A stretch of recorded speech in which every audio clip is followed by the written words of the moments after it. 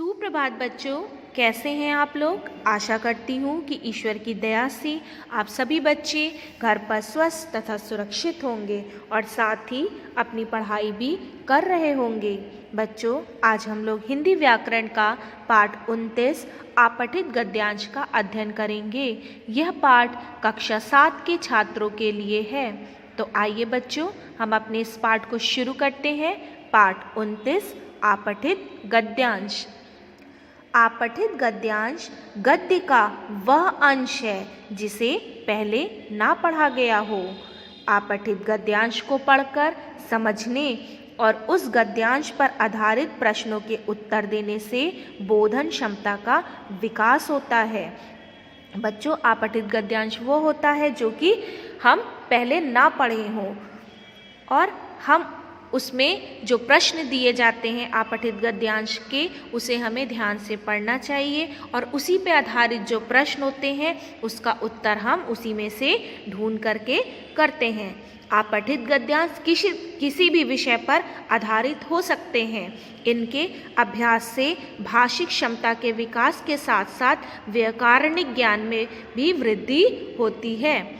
आपठित गद्यांश जो है वो किसी भी विषय पर, किसी भी टॉपिक पर होता है। हमें उस टॉपिक को ध्यान से पढ़ना चाहिए और उसको पढ़ करके उसके सही उत्तर को यहाँ पे लिखना चाहिए। अब हम देखेंगे आपठित गद्यांश से संबंधित प्रश्नों के उत्तर देते समय निम्नलिखित बातों को ध्यान में रखना चाहिए।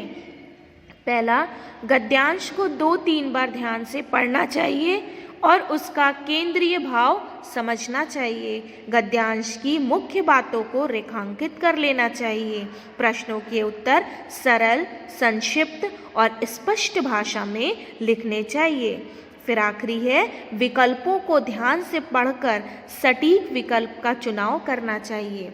यहाँ पे बच्चों, जो गद्यांश, जो टॉपिक का गद्यांश लिखा रहता है उसे हमें 2 या 3 बार अच्छे से ध्यान से पढ़ना चाहिए और उसको समझना चाहिए पढ़कर। फिर दूसरा, गद्यांश की जो मुख्य बातें हैं, जो ज़रूरी बातें हैं, उसे हमें रेखांकित करना चाहिए, मतलब अंडरलाइन कर लेना चाहिए।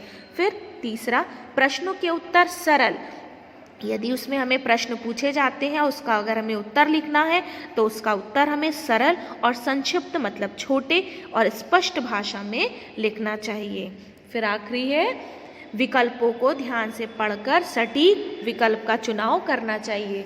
जो भी विकल्प, जो भी आपके सामने ऑप्शन दिए जाते हैं, उन सभी को पढ़ना चाहिए और पढ़ करके जो सही उत्तर है गद्यांश में से ढूंढकर उस सही विकल्प पर हमें चुनाव करना चाहिए। अब हम देखेंगे बच्चों, आपके सामने यहाँ पे एक गद्यांश है जिसे कि मैं पढ़ूंगी और आप सभी बच्चे इसे ध्यान से सुनेंगे। मानव जीवन के लिए जिस प्रकार भोजन, नींद और सांस लेना आवश्यक है, उसी प्रकार जीवन को स्वस्थ, सुंदर और सक्रिय रखने के लिए मनोरंजन भी आवश्यक है।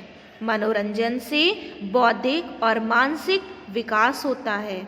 जिस प्रकार अच्छा व ढंग से पका भोजन और स्वस्थ वातावरण शरीर को स्वस्थ रखते हैं, उसी प्रकार स्वस्थ मनोरंजन और मनोरंजन के अच्छे साधन ही मन और मस्तिष्क का उचित विकास करते हैं।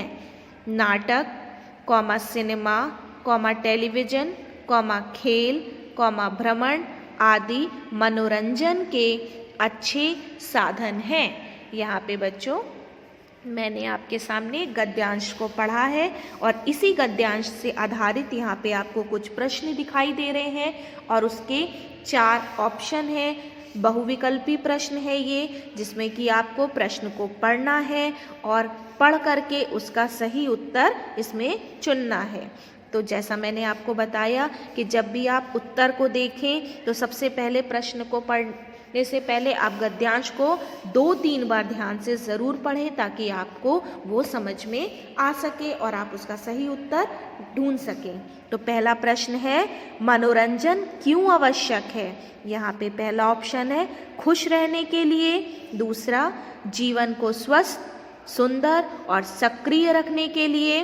तीसरा ऑप्शन है जीवन में विकास करने के लिए और चौथा है जीवन में व्यस्त रहने के लिए। तो हमने गद्यांश में क्या पढ़ा था? सही उत्तर क्या है? जीवन को स्वस्थ, सुंदर और सक्रिय रखने के लिए। यहाँ पे खा वाला सही है।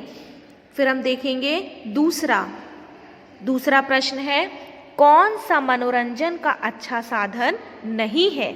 ऑप्शन है खेल, दूसरा है नाटक, तीसरा है जुआ और घा है आपका टेलीविज़न। तो आपका आंसर क्या होगा? सही उत्तर क्या होगा इन चारों में? जुआ। जुआ जो है वो मनोरंजन का अच्छा साधन नहीं है। फिर हम तीसरा देखेंगे। तीसरा प्रश्न है, मनोरंजन का सही संधि विच्छेद क्या है? मनोरंजन का सही संधि विच्छेद यहाँ पे आपको 4 दिए गए हैं। पहला है मना धन रंजन, दूसरा है खा मनो धन रंजन, फिर गा है मन धन रंजन और घा है मनु धन रंजन। यहाँ पे 4 ऑप्शन में आपका का वाला सही उत्तर है। मनोरंजन का सही संधि विच्छेद है मना धन रंजन। फिर हम देखेंगे चौथा, जो कि हमारा आखिरी है, गद्यांश का उचित शीर्षक होगा। यहाँ पे भी आपको 4 ऑप्शन दिखाई दे रहे हैं। अच्छा स्वास्थ्य, खा है स्वस्थ जीवन, गा है मनोरंजन की आवश्यकता और घा है जीवन का विकास। यहाँ पे आपको 4 ऑप्शन में कौन सा आपका सही है?